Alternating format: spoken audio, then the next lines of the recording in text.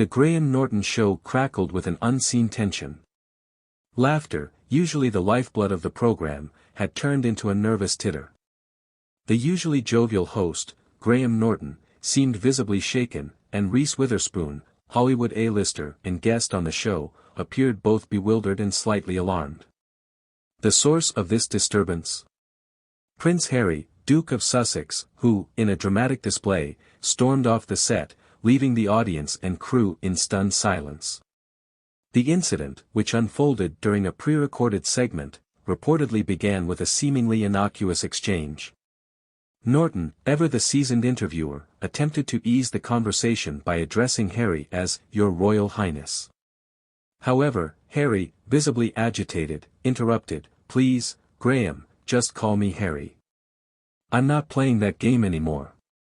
Reese Witherspoon, known for her sharp wit and southern charm, attempted to diffuse the situation with a light-hearted comment, "Well, Harry, if you don't want the title, I sure could use it. Duchess of Witherspoon has a nice ring to it, don't you think?"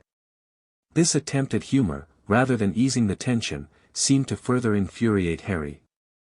"This isn't a joke, Reese," he snapped, his voice rising. "I'm serious.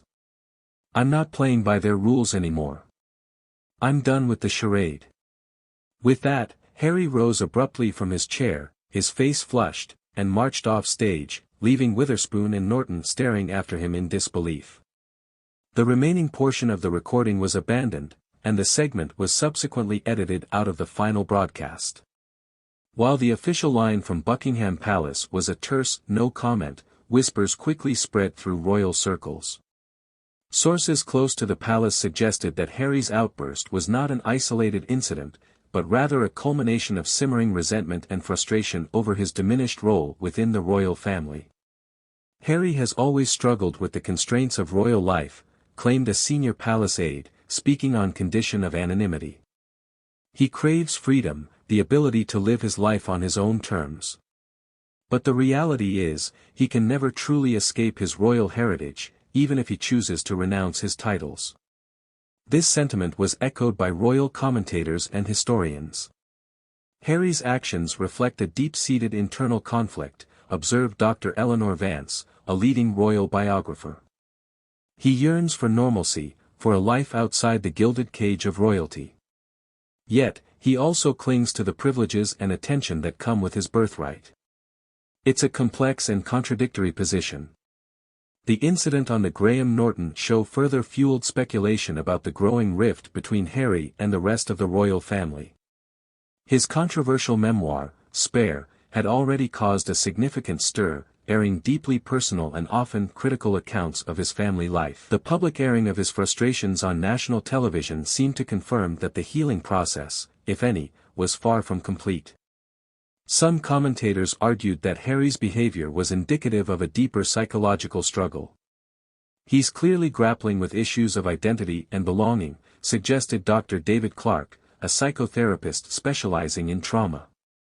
"His public outbursts may be a manifestation of underlying anger and resentment towards the institution that, in his view, has both shaped and constrained him." Others, however, were more critical of Harry's actions.